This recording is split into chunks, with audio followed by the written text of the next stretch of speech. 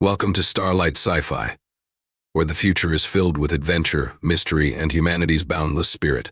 Today, we bring you a story of an unlikely alliance, transformation, and the triumph of resilience. Sit back as we unveil an unforgettable tale. In a galaxy ruled by powerful alien empires, the weakest can become the most dangerous. When an arrogant king sends a fragile daughter an insignificant human, he has no idea that this decision will trigger the rise of a warrior who will reshape the cosmos. The Xytheron Empire stood as a towering force in the galaxy, its crystalline cities glinting like daggers under alien suns.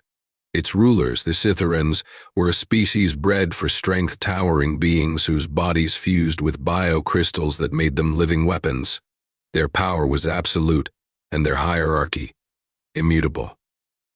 At the apex of this ruthless empire was King Xalvos, a monarch who demanded perfection from all, especially his offspring. But perfection had eluded him with his youngest daughter, Lysera. Unlike her siblings, who radiated power and dominance, Lysera was an anomaly. Her crystalline form lacked the brilliant sheen of strength, her frame was smaller, and her biocrystal, the core of Xytheron power, lay dormant. To the Xytherons, this was more than a flaw, it was a disgrace. Xalvos saw her as an embarrassment, a blemish on his otherwise impeccable lineage. To avoid the shame of her existence, he exiled her to Sirith V, a barren moon on the Empire's fringes. There, she was confined to an isolated fortress, surrounded by servants and guards who saw her as nothing more than a pitiable shadow of her father's greatness. For years, Lysera lived in silence, her days blending into one another. She spent her time reading the histories of the galaxy and gazing at the distant stars through her fortress windows. Despite her outward fragility, a quiet yearning burned within her, a desire to prove she was more than what they saw. But on Sirith V, there were no opportunities for greatness. There was only isolation. Then came the gift. One day, a shuttle landed in the courtyard of Lysera's fortress. The guards, towering figures clad in crystalline armor, disembarked with a lone figure in chains. The figure was a human male, smaller than even Lysera and seemingly unremarkable. His dark eyes scanned his surroundings with a calm, calculating gaze, though his expression betrayed no fear. This was Ethan Hale, a human laborer plucked from a mining colony on the outskirts of the Empire. Humans, a scattered and subjugated species, were considered the lowest of the low by the Xytherons. They lacked the advanced biology, technology, or lifespan of other galactic species, and were often traded as servants or expendable workers. To King Xalvos, sending a human to Lysera was an act of mockery. The message was clear. Even in exile, she did not deserve respect. A human was all she was worth. At first, the guards treated Ethan as little more than furniture, assigning him menial tasks and ignoring his presence. But Lysera was intrigued. Unlike the servile machines and sycophantic servants who surrounded her, Ethan moved with quiet purpose. He was not broken, as she had expected, but resilient in a way she couldn't understand. Lysera watched him from the shadows, her curiosity growing. There was something different about him, something she couldn't yet name.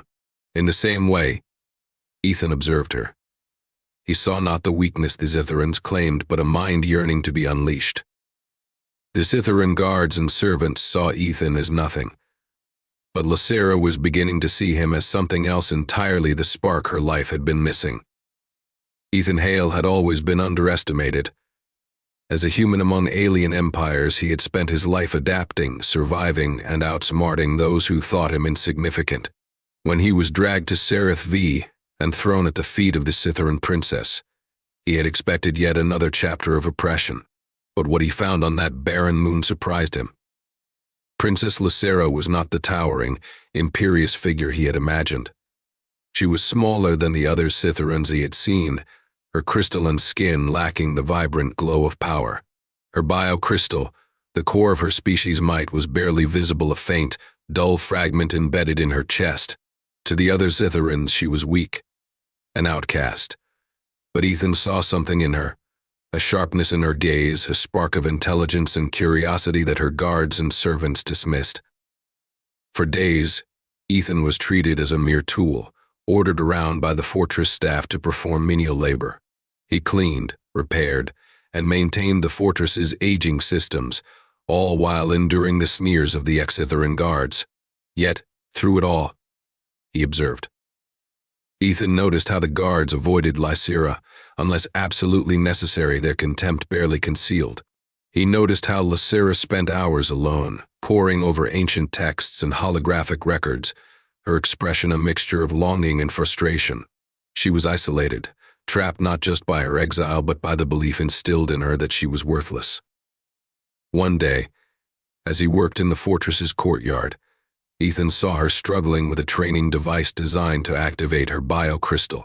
The device, a pulsating orb of energy, required the user to channel their willpower and physical strength to manipulate it.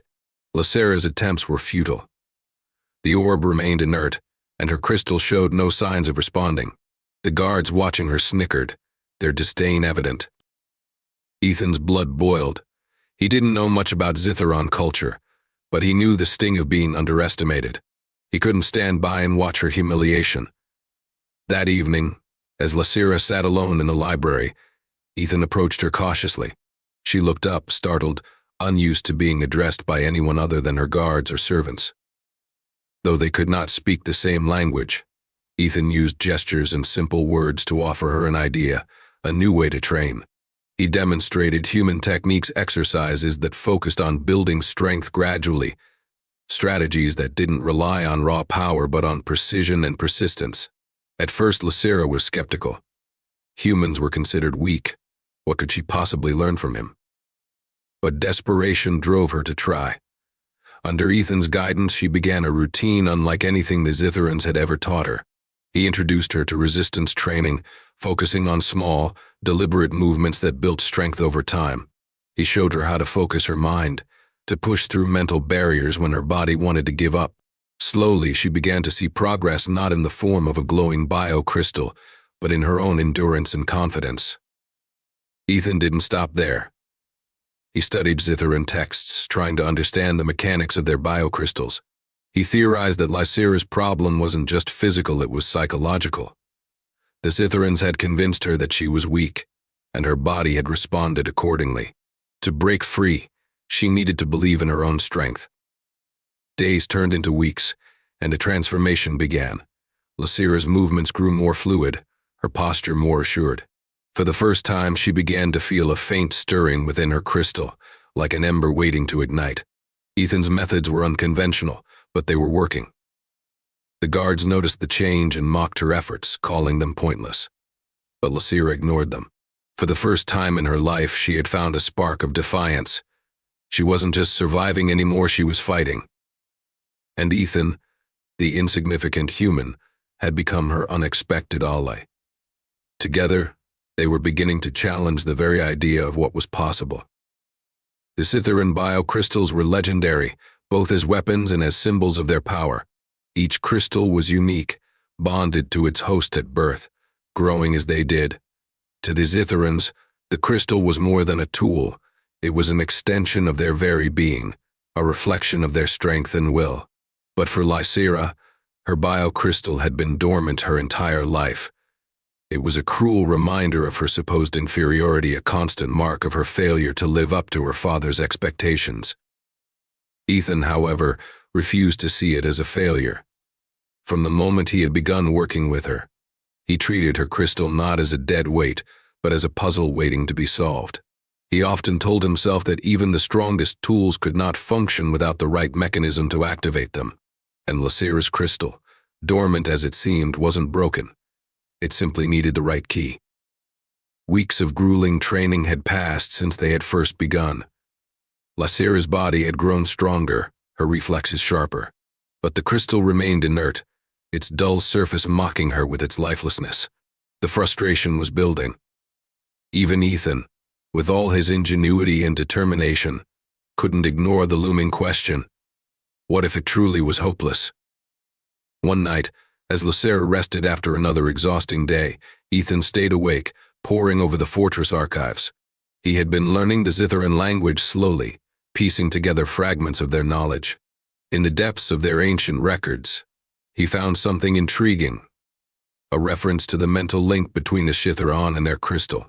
While physical strength was crucial, the crystal also responded to focused willpower, intense emotion, and clarity of purpose. The next morning, Ethan approached Lysera with a new plan. Training her body had been the first step, but now they would train her mind. He introduced her to human techniques that were foreign to the Xytheron's methods of meditation, mental discipline, and visualization. He guided her to focus on the crystal, to picture it not as a dormant fragment but as an extension of herself. At first, the exercises were excruciating. Lysera struggled to quiet the doubts that had plagued her for years. The voices of her father, her siblings, and her guards echoed in her mind, reminding her that she was weak, broken, and useless. But Ethan pushed her, challenging her to confront those voices and replace them with her own. He reminded her that strength wasn't just about muscle or size, it was about resilience, determination, and the refusal to give up. Days turned into weeks. Lysera began to change in ways she hadn't expected. Her movements became more confident, her focus sharper. And then, one fateful day, it happened. As she meditated, her crystal flickered. It was faint, almost imperceptible, but it was there a soft glow that pulsed in time with her heartbeat. Ethan, watching from a distance, felt a surge of triumph. Lysera opened her eyes, her expression a mix of disbelief and joy. For the first time in her life, her crystal was responding. It wasn't as large or as bright as those of other Xytherons, but Ethan didn't care. He saw it for what it truly was, proof that she wasn't broken. Proof that she could grow. The guards, ever watchful, noticed the change and were quick to report it to the palace. The news traveled fast, reaching King Xalvos himself. When he heard that his weakest daughter had managed to activate her crystal, he laughed. To him, it was a meaningless flicker-a-parlor trick that would amount to nothing. But for Lysera, it was everything. It was the first step in a journey that neither she nor her father could have ever imagined. A journey that would turn a fragile princess into a force that could change the galaxy. The Xytheron Royal Arena was a place of grandeur and violence, a sacred ground where the Empire's strongest warriors proved their worth. It was a coliseum carved from shimmering crystal, its walls reflecting the light of distant stars. The air always buzzed with energy during matches, filled with the anticipation of combat and the thrill of watching strength prevail. For centuries, the arena had been a stage for power, a place where the mighty crushed the weak. It was not a place for someone like Lysera. Yet, as word spread that the exiled princess had awakened her biocrystal, King Xalvos saw an opportunity. He declared she would face a trial in the arena, a chance to prove herself, or to fail spectacularly in front of the entire court. The announcement sent shockwaves through the Empire. Most viewed it as a cruel joke. Lysera, the fragile and ridiculed daughter of the king, standing in the same arena as battle-hardened warriors. It was unthinkable. To everyone but Xalvos, the outcome was obvious. Lysera would fall, and her humiliation would silence any whispers of her newfound progress. When the day arrived, the arena was packed. Xalvos himself sat on his crystalline throne, high above the combatants, his gaze cold and calculating. The crowd buzzed with mocking laughter and cruel bets. All eyes turned to the gates as Lysera entered the arena. She walked alone, her head high, her bio-crystal glowing faintly on her chest. It was still smaller and dimmer than what was considered average, but its light was steady, a sign of the progress she and Ethan had fought so hard to achieve. Her movements were purposeful, her stance more confident than anyone had expected. But even so, the audience saw only weakness. Opposite her stood General Valter, one of the Empire's most feared warriors. Towering and armored with razor-sharp biocrystals, he was a force of destruction. His mere presence made the crowd roar in approval. The contrast between the two combatants was stark, a veteran general against a frail, inexperienced princess. The match seemed decided before it began. The gong sounded, and Valter charged. He was a blur of power, his crystal limbs striking like hammers. Lysera dodged the first blow by a hair, rolling to the side with a grace that surprised even her harshest critics. She didn't fight like a Xytheron, and that was her advantage. Ethan's training had focused on agility, precision, and exploiting an opponent's weaknesses. Valter's attacks were brutal but predictable, relying on overwhelming force. Lysera stayed light on her feet, her smaller frame allowing her to weave through his strikes. Minutes passed, and the crowd's jeers began to fade, replaced by murmurs of disbelief. Lysera wasn't just surviving, she was fighting. With each clash, her crystal glowed brighter, responding to her will as she deflected and countered Valter's strikes. When her opportunity came, she seized it. Valter overextended, his movements slowed by his size and aggression. Lysera slipped inside his guard and struck with her crystal blade, aiming for a weak point in his armor. Her blade cut deep, sending the massive warrior crashing to the ground. The arena fell silent. Lysera stood over her fallen opponent, her chest heaving, her crystal glowing fiercely now. She had won. From his throne, King Xalvos's expression darkened. What was meant to be a public humiliation had become something else entirely, a moment of defiance that none could ignore. Lysera had proven herself, not just as a fighter but as a force to be reckoned with. As the crowd erupted into a mixture of shock and reluctant applause, Lysera locked eyes with her father. For the first time in her life, she saw something in his gaze other than disdain. It wasn't approval, but it was something far more satisfying, unease. Her journey was far from over. But in that moment, Lysera had taken her first step toward becoming more than just an outcast. She had become a symbol of defiance, a spark that, once ignited, could never be extinguished. Lysera's victory in the arena sent ripples through the Xytheron Empire. What had been intended as a spectacle of humiliation became a seismic event that none could ignore. News of the weak princess defeating a seasoned general spread quickly, reaching even the farthest corners of the empire. For some, it was a curiosity, a strange anomaly in the otherwise rigid hierarchy of power. For others, it was a symbol of something far more dangerous, change. But for Lysera, the victory was only the beginning.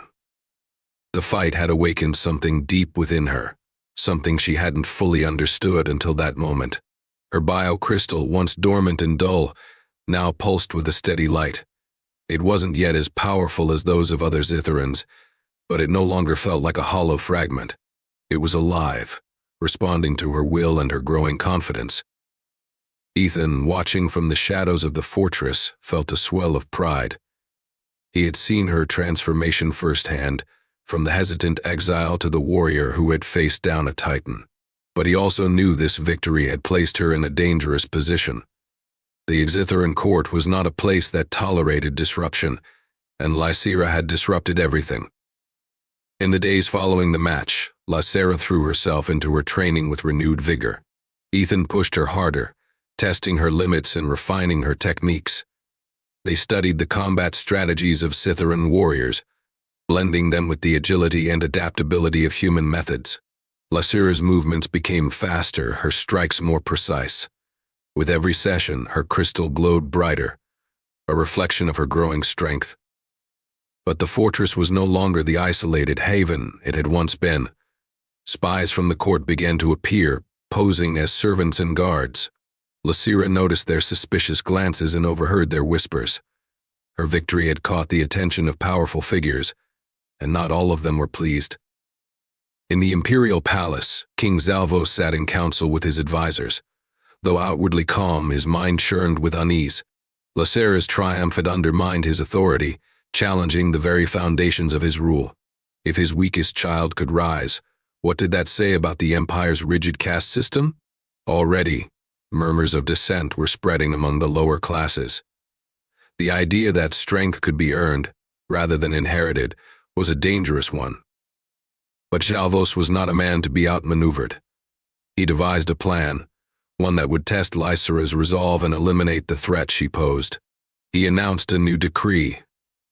Lysera would be sent on a mission to the war-torn planet of Taraxis, a wasteland ravaged by rebellion. Officially, it was a chance for her to prove herself further. Unofficially, it was a death sentence. When the orders reached Lysera, she felt a mixture of fear and determination. She knew the mission was a trap, a way for her father to rid himself of her. But she refused to back down. This was her chance to take her fight beyond the arena, to show the galaxy that strength wasn't just about power, it was about purpose. Ethan, ever resourceful, prepared her for the mission. He gathered maps, studied Taraxis's volatile terrain, and helped Lysera strategize. Survival, he told her, isn't just about being the strongest. It's about being the smartest. The day of her departure came quickly. As Lysera boarded the sleek Xytheron cruiser that would take her to Taraxis, she glanced back at Ethan. Though no words passed between them, the understanding was clear. This mission would change everything. As the ship's engines roared to life, Lysera felt a strange calm settle over her. She was no longer the forgotten daughter exiled to the fringes of the Empire. She was a warrior, a symbol of defiance, and whatever awaited her on Taraxis, she was ready to face it head-on. Unbeknownst to her, the events set in motion by her victory in the arena had already begun to spread far beyond her reach. In the shadows of the Empire, whispers grew louder. Whispers of rebellion, whispers of hope, whispers of a princess who had defied the odds and lit a spark that could ignite the galaxy. Taraxis was a planet on the edge of ruin. Once a jewel in the Xytheron Empire, its cities were now shattered husks, its skies darkened by the ash of endless conflict. For decades, the planet had been a battleground, torn apart by rebellion against imperial rule. The rebels, an alliance of oppressed species, had refused to bow to Xytheron domination. In response, the Empire had unleashed its full might, turning the planet into a desolate war zone. When Lysera's ship descended through the smog-filled atmosphere, she could feel the weight of the planet's suffering. The devastation stretched as far as the eye could see: craters from orbital strikes, skeletal remains of forests, and the ruins of once thriving cities now overrun by scavengers and rebel outposts. This was where her father had sent her, a supposed test of her worth. But she knew better. This was a calculated move to bury her in the chaos, to ensure she would never return. Lysera stepped off the ship with determination etched into her features. She was accompanied by a small detachment of Imperial soldiers, their loyalty to her tenuous at best. She knew they were more interested in reporting her failures to the court than in aiding her success. But that didn't matter.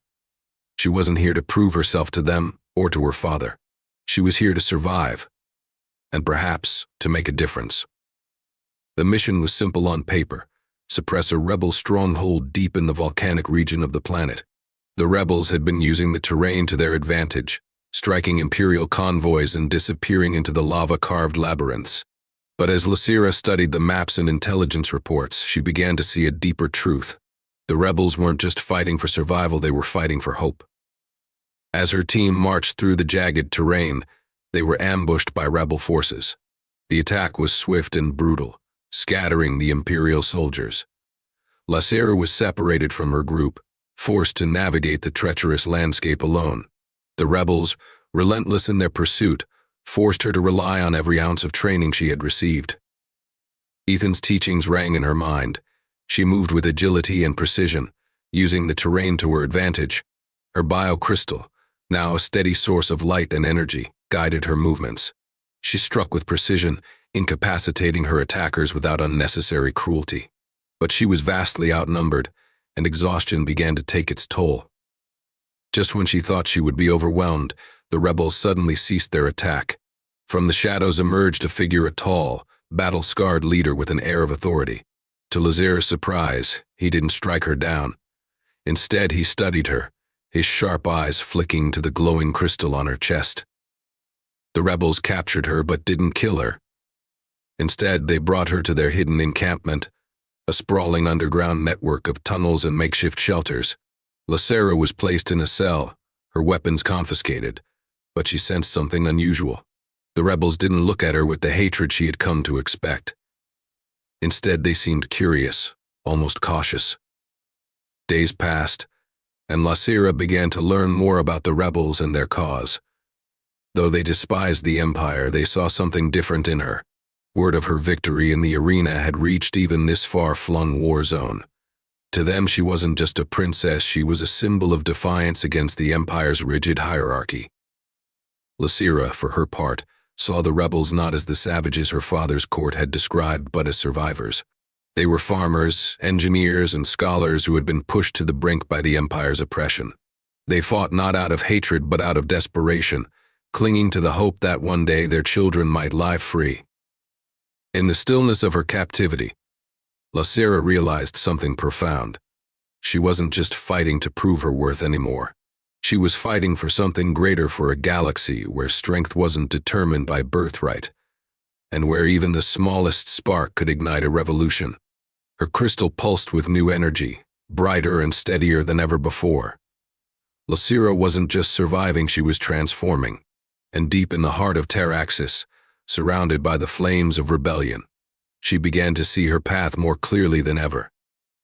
Unbeknownst to her, her presence on Taraxis had already set events in motion that would change the galaxy forever. She wasn't just a pawn in her father's game anymore. She was a catalyst, a force that could unite the downtrodden and challenge the Empire's iron rule. In the depths of the rebel encampment, Lysera's transformation reached its peak. Days turned into weeks as she watched and learned, her captors slowly realizing she wasn't the enemy they had assumed. The rebels had expected her to be another cold, arrogant product of the Xytheron Empire, but instead they found a warrior who listened, observed, and most shockingly, empathized. Lysera began to see the rebellion for what it truly was, a fractured but resilient coalition fighting for a galaxy where power didn't crush the weak. They didn't just fight against the Empire's tyranny. They fought for the possibility of a future where justice and dignity replaced fear and oppression. For the first time in her life, Lysera understood what true strength meant. Her biocrystal responded to this shift in her mindset. The once faint light now pulsed with an intensity that surprised even her. It wasn't just a weapon anymore, it was an extension of her will, fueled by her newfound clarity of purpose. Ethan's training had prepared her for survival, but Taraxis had given her something even greater, a reason to fight. One evening, the rebel leader, a man named Krenath, approached her cell. His eyes were calculating, his posture guarded, but his tone was different from before. He didn't see her as a prisoner anymore. "You've seen what we're fighting for," he said, his voice heavy with the weight of 1,000 battles. "The question is, what will you do with what you've learned?" Lysera didn't hesitate. "I'll fight," she replied. "Not for my father, not for his empire, but for something better." Krenath studied her for a long moment before nodding. The next day, Lysera was released from her cell, not as a captive, but as an ally. It wasn't trust, not yet, but it was a step forward. The rebels, wary but intrigued, began to teach her their ways. They showed her how they used the terrain to their advantage, how they turned the Empire's strength against it. Lysera, in turn, shared what she had learned from Ethan. She taught them to fight with precision, to adapt to their enemies' movements, and to focus not just on brute force but on strategy and unity. When the Empire's forces launched their next offensive against the rebel stronghold, Lysera stood alongside her new allies. The battle was fierce, a clash of firepower and will. The Imperial soldiers were relentless, their crystal weapons carving through the rebel defenses. But this time, the rebels fought with a new kind of strength. Lysera led the charge, her biocrystal blazing like a star. She moved with a precision and determination that stunned both her enemies and her allies. She wasn't just fighting for survival anymore, she was fighting for a cause. Her blade struck true, her movements inspiring those around her. The rebels, galvanized by her presence, turned the tide of the battle. Against all odds, they forced the Empire to retreat, their victory echoing across the war-torn plains of Taraxis. For the first time in years, the rebels tasted hope. News of the battle spread quickly, reaching even the Xytheron court. King Zalvos was furious. His plan to eliminate Lysera had backfired spectacularly. Not only had she survived, but she had also allied herself with his enemies and helped them secure a decisive victory. His weak daughter was no longer a pawn, she was a threat. But Lysera wasn't concerned with her father anymore. She had found her purpose, and she knew the fight was far from over. Taraxis was just the beginning. Across the galaxy, others like the rebels were waiting for a sign, waiting for someone to show them that the Empire wasn't invincible. Lysera vowed to be that spark. She would take what she had learned and use it to unite the scattered forces of resistance. The Empire's strength was built on fear, and fear could be dismantled. As she stood on the battlefield, the ashes of war swirling around her, Lysera felt a sense of clarity. She wasn't the forgotten daughter anymore, the weak link in a chain of power. She was a warrior, a leader, and a symbol of defiance. The galaxy was vast, and the road ahead would be treacherous. But Lysera was ready. With her crystal blazing and her resolve unshakable, she prepared to lead the charge against the Empire. Her transformation was complete, but her journey was just beginning. The rebellion wasn't just about fighting, it was about hope. And Lysera, the daughter her father had cast aside, had become its brightest beacon. This has been another journey into the extraordinary with Starlight Sci-Fi. Remember, humanity's greatest strength lies not in power, but in resilience and ingenuity. Like, subscribe, and join us next time for more stories that defy the stars.